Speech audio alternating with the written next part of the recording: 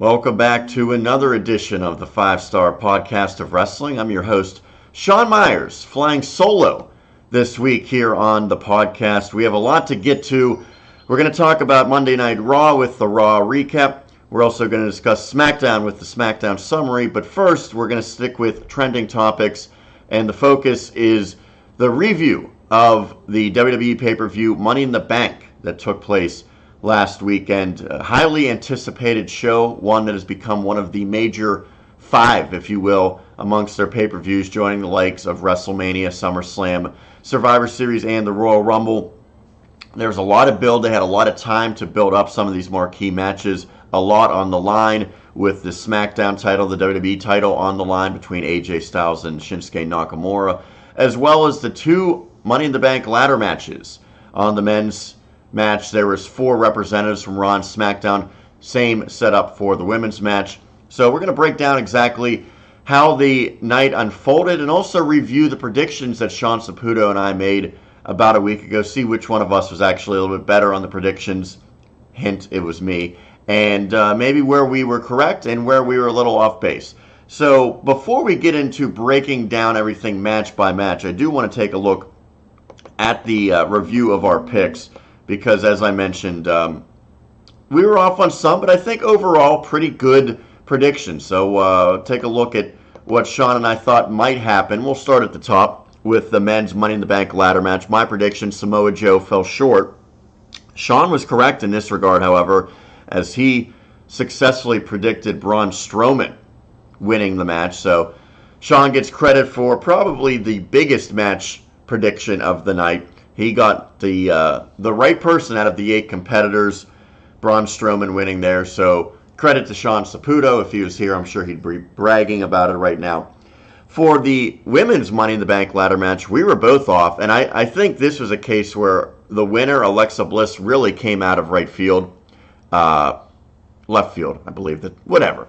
She was not the consensus or really not much of a candidate in many people's eyes whatsoever, simply because she had had such a long-standing run as women's champion, both on SmackDown initially and then on Monday Night Raw recently, that it kind of seemed unnecessary to give her the opportunity to cash in for another championship, but that's exactly what happened. We'll discuss shortly how it unfolded. But we were both off there. My pick of Natalya, his pick of Becky Lynch. Instead, it was 5 Feet of Fury with Alexa Bliss winning the Money in the Bank ladder match for the women. For the WWE title on SmackDown, AJ Styles managed to retain in the last man standing over Shinsuke Nakamura. I got that one correct. Sean Saputo was anticipating a title change. Did not happen. It looks like Nakamura's run in the title picture has come to an end. He'll move on to something else, whereas AJ Styles retains and continues to go forward with a pretty impressive title run here on SmackDown. The next match I thought was sort of difficult to predict because it was a lose-lose situation for WWE. If Nia Jax won the match, Ronda Rousey would look poorly, losing her first singles match. Meanwhile, Nia Jax just won the title after months of building her up. You don't want to have her drop it right away. So they found a way to sort of circumvent that, and we both picked Ronda Rousey. Technically, we were both right. She won by DQ. But for all intents and purposes, the match ended as a no contest, as Alexa Bliss interrupted the match. She first attacked Ronda, then attacked Nia, cashed in the Money in the Bank briefcase that she had won earlier in the night, capturing the WWE Raw Women's Championship in the process. So while we technically got it right, I kind of didn't even give that one a check mark or an X because it was really a no contest. We both missed, unfortunately, the women's SmackDown title, as we were anticipating and certainly hoping that Asuka would come out on top in this one, whether it be by winning the title or simply winning by DQ count-out. Didn't happen. Carmella found a way to retain. We'll detail exactly how later, but we were both off on that one. And with the undercard, if you will, the IC title match between Seth Rollins and Elias, great match. We were both correct in predicting Seth Rollins to win that one, as were we with Roman Reigns over Jinder Mahal.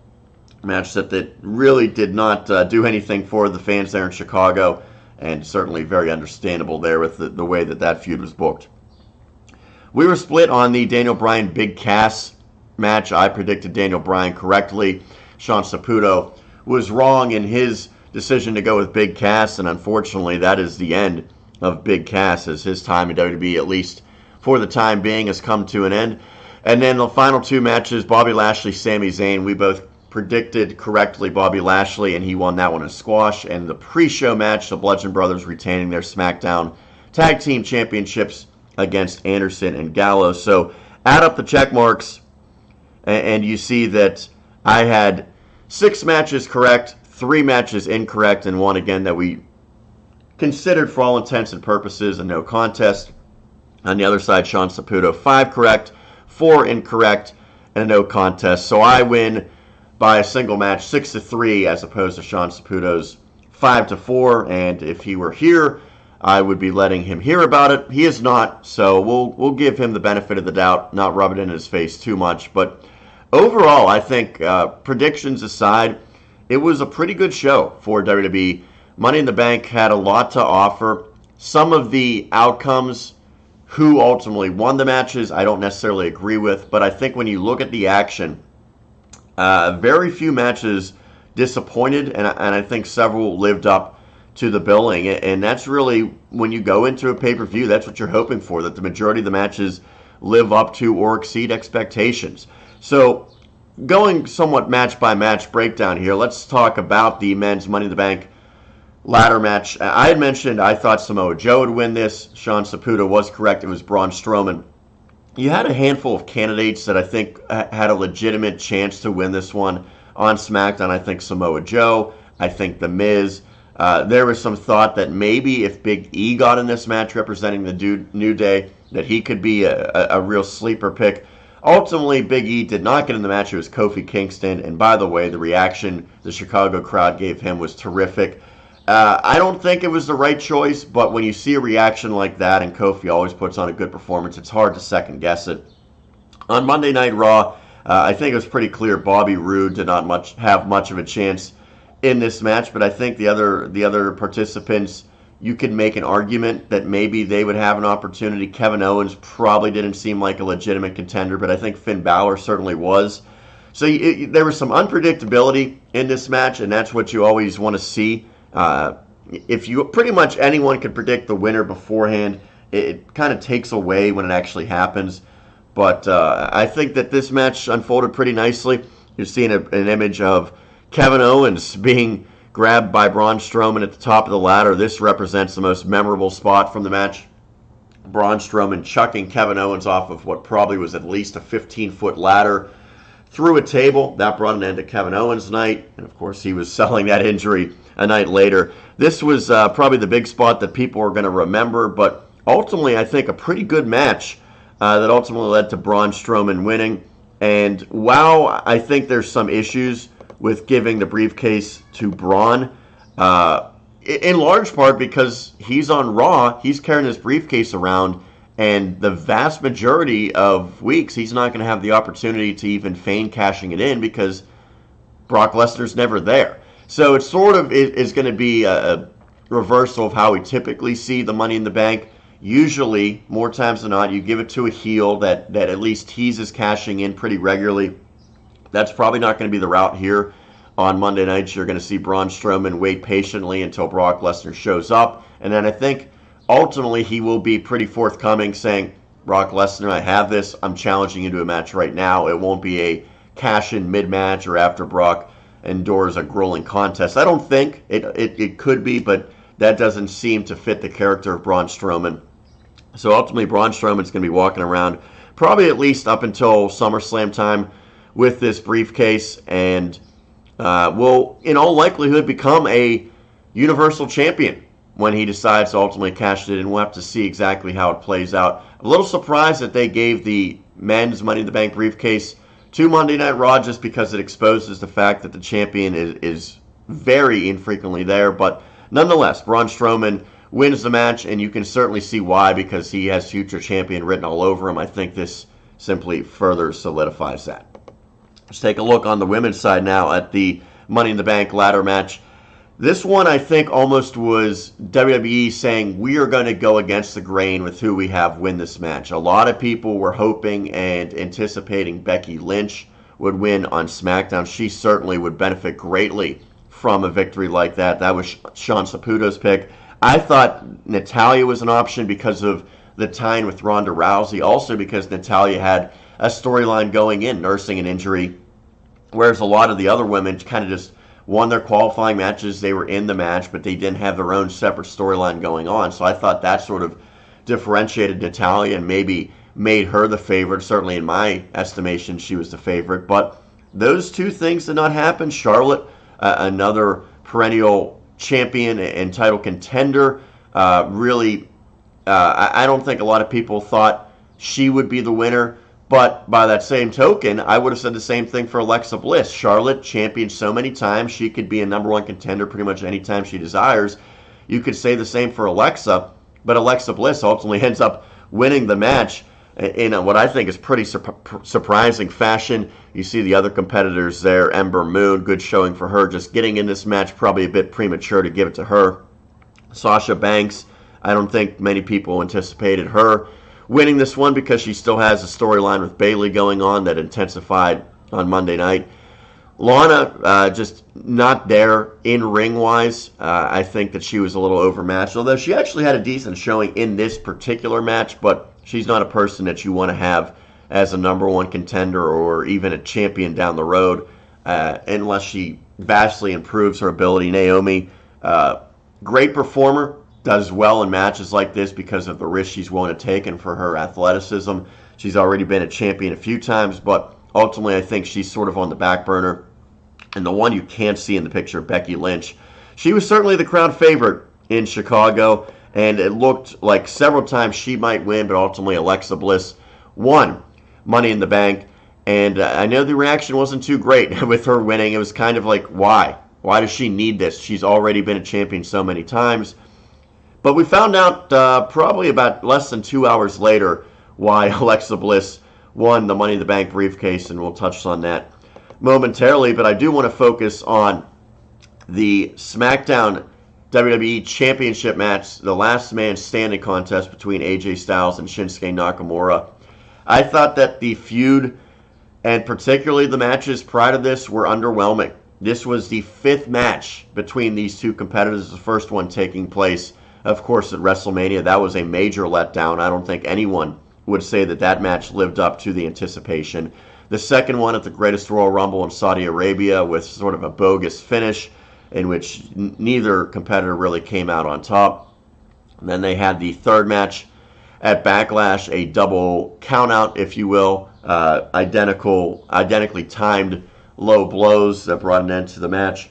And then they had the match on SmackDown to determine the stipulation. That was the first victory for Nakamura in this feud. TV match, not bad, but not great. So to this point, leading up to Money in the Bank, there have been 4 matches. I think average would be about as much praise as I could give to any of those 4 matches. But there was no doubt that the 5th one was clearly the best, the last man standing. Just a terrific match between these two. I thought at the onset they had a little bit in terms of chemistry issues and maybe just some missed moves, but they got things, they righted the ship, they got into rhythm in the last 15 or so minutes of this match, particularly the last 10 minutes I thought were just outstanding. You see Nakamura down for the count. That came after AJ Styles hit the phenomenal forearm from inside the ring, off the ropes, through the announcer's table on the outside. Really a terrific move to finish this one off. And the crowd was into it. I was into it. Just a great match, back and forth, where you legitimately thought 3 or 4 times that might be the end of it. Maybe Nakamura, that's the move that's going to get him the title. AJ kept finding a way to get up. Nakamura found a way to get up. They did some really nice moves with AJ hitting the Styles Clash from the steps to the floor. And then the big low blow kick from AJ Styles ultimately setting up the finish. But end of this feud, can't say that the feud overall lived up to what the expectations were, but if nothing else, this final match, the last man standing, certainly did. So you end on a high note with AJ Styles and Nakamura. AJ, a well-deserving lengthy run as champion continues. Nakamura, truthfully, I don't think he was deserving of the WWE title after some of his disappointments earlier, but I think that this loss will solidify him as a main eventer, even if it's not necessarily going for the WWE title over the next couple months. Looks like he's going to be starting a new feud with Jeff Hardy, which should be good. Keep in mind Daniel Bryan and Nakamura could eventually loom, and I think that would be outstanding as well. So Nakamura, not completely a lost cause. He had a really good showing, and he's still going to be in some marquee storylines in the weeks and months to come. But it continues for AJ Styles with a terrific match as he retains the title. We talked about Alexa Bliss winning Money in the Bank briefcase. Well, she cashed in, interrupting what was a terrific match between Nia Jax and Ronda Rousey. I had some concerns, much like I did with the WrestleMania match with Ronda, how this one would unfold. Nia, at times, is terrific in the ring and certainly always dominant, but I think at times she's a bit reckless and a bit sloppy. Well, we didn't really see that in this match. We saw just hard hitting. First, Nia Jax dominating Ronda with some very impressive offensive maneuvers, and then Ronda fired up at the end, showed her strength, flipping Nia Jax over with a judo throw. It just was a terrific match for about 10 minutes, and the fans, I think, were pleasantly surprised. I certainly was. Just great stuff between these two, better than I certainly had anticipated. I really think that, you know, for all the shortcomings that Ronda Rousey has on the mic with her promos, she's very understated and soft-spoken at times where she probably needs some more emphasis. She's had issues there. She has not had issues in her two matches. Absolutely terrific. And she looks like a natural, and people are bringing up Kurt Angle with how good he was right from the get-go in his WWE career, WWF back then actually. But nonetheless, I mean, she looks like she has been wrestling for years and years, and she's really translated her MMA skills and her other combat skills to the ring beautifully. Now, the question was, should this match even have taken place with sort of an awkward setup to this storyline? That's sort of beside the point, because they delivered the match, and certainly these two women did the best they could to make the most of it. So I thought the match was terrific, but we mentioned the controversial finish. Alexa Bliss interrupted this great match, and while fans were disappointed that they didn't get to see Nia and Ronda finish it, that's exactly what you want a heel to do. Alexa Bliss interrupts by attacking both the competitors with the briefcase, and then she decides to cash in after she had beaten Nia for a good 30 seconds to a minute with the briefcase after Nia had already absorbed quite a beating from Ronda Rousey. So Alexa cashes in, wins the title, and it took less than 2 hours after she captured the Money in the Bank briefcase to become champion. So she is now, between Raw and SmackDown reigns, a 5-time champion. I don't think a lot of people thought that she would have that much success. When Alexa came up, I thought that she was going to be one of the best, but I did not expect this level of success. And you could make the argument that she's had more success than anyone, including Charlotte Flair, since Alexa's been up on the main roster. Just terrific run for her. She, in terms of her mic skills, unparalleled among women. In the ring, she's good enough. She's not of the same caliber as a Charlotte, as a Sasha Banks, as an Asuka, but I think that she's certainly steadily improved, and she shows her ability week in and week out when given the opportunity. That wasn't really the case with the cash-in. It was pretty short-lived, her match against Nia Jax, but Alexa Bliss comes out the big winner here.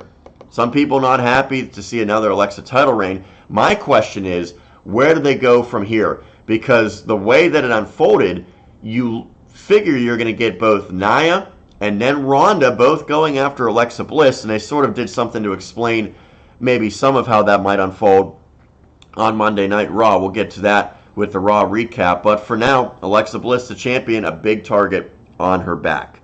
That wasn't the only women's match with a title on the line, of course. On SmackDown, it was Carmella and Asuka, and the one thing more than anything else that I stressed I did not want to see at Money in the Bank was Carmella win cleanly by pinfall or submission against Asuka. Well, guess what? It happened. Carmella, I think she's Alexa Bliss light, to be honest. On SmackDown, she's good on the mic. I don't think she's nearly as good as Alexa, but she has a good character. You see a lot of her personality through her mic skills recently since she turned heel, really. She's done pretty well with that. In the ring, average, maybe slightly below average. I wouldn't give her credit as being one of the better performers by any means. I think she's well below Alexa in that regard as well. But she can at least have a capable match, and she did that with Asuka, I would say. Although it's tough to really book a match with Asuka against Carmella, because in theory, we've seen Asuka through NXT, and then when she was on Raw, she just runs through competitors like Carmella. So we really had to suspend our belief momentarily to think that Carmella could even have a competitive, lengthy match with Asuka, but that's how it unfolded. And then as you see, the shenanigans with someone coming out wearing the Asuka mask, dressed similar to how Asuka would be, and ultimately it turned out to be James Ellsworth making his return to WWE, helping his, his main squeeze in Carmella. There's rumors that Ellsworth would be returning, so it's not a complete shock for people who were reading the dirt sheets that he came out and played this role. The problem I have is, one, Asuka should have been able to dominate this match much quicker than how it unfolded. I mean, theoretically, Carmella should not have been able to go even 10 minutes with Asuka. Secondly, when Ellsworth came out dressed up, it basically made Asuka look stupid. She was just staring at him, not realizing what was going on for, probably close to a minute. And then ultimately Carmella just hit a kick to the face, got the pin. It was not, it makes Asuka look bad to me. It makes her far from special. She had this long undefeated streak of, years and years in NXT, and it continued on to Monday Night Raw. She finally lost to Charlotte at WrestleMania. If you're going to have her lose, you have it at WrestleMania. You have it against really the standard bearer with Charlotte Flair. I get that. I don't agree with it, but I get it. But then when she goes over to SmackDown, you have to start building her back up as this dominant force, and it hasn't happened. She lost her first match in a tag match, although she wasn't the one taking the fall. She lost as soon as she came over to SmackDown. She was kind of by the wayside. Didn't do anything at the last pay-per-view. And now you put her in this storyline for the championship over on SmackDown. And Carmella, anything from a formidable champion. I mean, she's kind of gotten by, for the most part, by, cheating, by finding shortcuts. But now you have Carmella with clean victories in back-to-back months over Charlotte and Asuka. And I understand that you're trying to build maybe another star in the women's division, but those are not the two women that you have Carmella go clean over. Maybe you do it against Naomi, Becky Lynch, although I think Becky is clearly better than Carmella. But for her, Carmella, that is, to defeat Asuka pretty cleanly. Ellsworth, yes, he was up there for distraction, but he did not technically interfere. Carmella got the victory just from a kick to the face and then a 1-2-3. I don't like it, and I think that when you think of Asuka, you don't have the same high regard for her now. A casual fan's not going to see anything special in her because she's now been beaten 3 or 4 times in the past few months, including by Carmella. So while it helps Carmella a little bit, I just don't think people are buying her as a legitimate champion, and this outcome to me, it's really, really going to damage Asuka, and I don't know that she's ever going to be the same. You might see her, to some degree, turn into what Bayley has been on Raw, where it's just point of no return. She's never going to be the same as when she first came up, and now she's been on the roster for 6+ months, longer than that even. No championship. She's had a couple opportunities and she's failed at both. So at this point, it's hard to view her as anything other than, coming up short in the big matches. And that's really not the reputation that Asuka deserves. But that's the decision. So Carmella retains the title. She will keep it going forward. We'll see if maybe Asuka gets another shot or if they go in another direction. Another challenger who came up short was Elias, as he challenged Seth Rollins for the Intercontinental title on Monday Night Raw. if not the best match of the night. I thought it was terrific, and I thought it was so important for Elias to have this match because everyone knows the role that Seth Rollins has been on. He has been as good as there is in the company over the past 3 or 4 months and getting great matches out of everyone. The question would be, would Elias deliver and have a great match with Rollins as well? Well, he did, and it was a great showing by both of them, but I think Elias comes out an even bigger star after his performance in this match. I think that most people anticipated Rollins would retain. Both Sean Saputo and I made that choice, that we thought that Rollins would win the match. That being said, with some of the moves that Elias strung together, including hitting a top rope elbow after pretty much tossing Rollins around the ringside for, a good 30 seconds, I actually believed maybe that'll be it. Maybe Elias is going to win the title here. And when you can sort of fool the fans who already are pretty sure they know the winner, then you are doing your job. So Elias, Seth Rollins, give them credit. A great match. Rollins ultimately ends up retaining with a roll-up. Doesn't hurt Elias really too much. It would have been nice to see him win the title, especially after what unfolded the next night on Monday Night Raw. Spoiler alert there, Seth Rollins no longer the IC champion. It was Dolph Ziggler who actually took the title from him. Probably Elias would have been a better pick than Ziggler, but there might be reasons behind it. Maybe both Rollins and Elias are going to be sort of above the Intercontinental title going forward, potentially. But I think this match it really solidified Elias' spot. He had great matches in the past, in particular the ones with Roman Reigns on Monday Night Raw really stood out. But when you looked at his pay-per-view resume, yes, he was in the Elimination Chamber, the main event of that show before WrestleMania, but this was his biggest singles match, and he delivered against the top star. So great reaction throughout the match, and I think a solid match, arguably match of the night, probably would be my pick for the best match of the night. So good job, Elias. We'll see where he goes from here. And as I mentioned, Seth Rollins lost the IC title. We'll see if he gets it back or if maybe he moves on to bigger and better things. Another match that I wanted to touch on, and this one stood out not necessarily from what happened on Sunday night, but what we learned later in this past week. Daniel Bryan defeating Big Cass, and as it turns out, it was the final match for Big Cass in WWE as he was released on Tuesday before SmackDown. So Daniel Bryan wins the match, and I think maybe some of the creative writers, people making those decisions, already knew that Cass was on a very short leash and maybe his time would be coming to an end. So certainly makes sense if there's any thoughts of that whatsoever why Daniel Bryan won the match. I think Daniel Bryan should have won the match regardless of the circumstances. He's just better at this point. Probably realistically always will be better than Big Cass. You kind of figured maybe they would give Big Cass a good showing to build him up, and I thought he did have a good showing in the match. He got some offense in. It was a competitive match, much better than I think the first encounter that these two had at Backlash. But Daniel Bryan gets the victory. He moves on seemingly to better things. I don't want to use the pun and say bigger things after Big Cass was his latest victim. But Daniel Bryan gets the W. And again, you're going to look back at this one and potentially, barring a change of heart in the future, and say that was the final match of Big Cass's WWE career. And probably you're going to look at his run as unfulfilled potential. I think people thought he would be at some point a main eventer, and he was wrestling Daniel Bryan and getting a marquee match in 2 consecutive pay-per-views. But whatever happened behind the scenes, it wasn't based on his inability in the ring or even his mic skills, which I do think were lacking. It was some issues that Big Cass had backstage. Not exactly sure, but that was the reason that necessitated his release. But nonetheless, Daniel Bryan gets the victory. So he moves on, and the run comes to an end for Big Cass before it ever really got in full swing in WWE.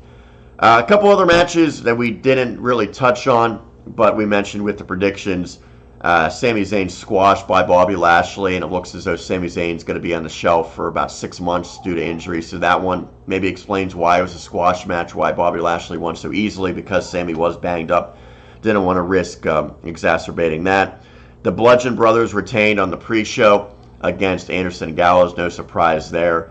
Kind of just a match thrown together. Didn't really expect that the Bludgeon Brothers would drop their title in that scenario. And then the other one, Roman Reigns, Jinder Mahal. That was a match that those two guys, I think, did the best they could with the storyline, but fans did not want to see the match. Roman certainly is not working as a babyface. Jinder is one of the most hated guys in the entire company, and not hated in a good way. Hated in a, I don't want to see this guy cut a promo. I don't want to see him wrestle. I think Jinder Mahal is the type of hatred where you change the channel or you leave your seat if you're there at the show. So the Chicago faithful were not very welcoming to these two. Great crowd throughout the night except for this match, and they had some creative chants. The match went way too long. Roman ultimately won. No surprise. He beat Jinder despite some outside interference from Sunil Singh. Seemed like a bunch of nothing. Doesn't really accomplish much. They just needed something for Roman to do. They threw him in this storyline. He gets the W. Not going to leave him off the card entirely, but just another failed Roman Reigns feud. And the Chicago crowd, again, reflected pretty much what most of the audience felt about this one. They didn't want to see it.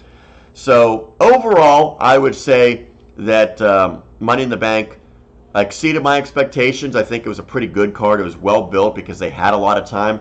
And if I were to give it a grade out of 10, I would probably rate it a 7.5. I think it was pretty darn good.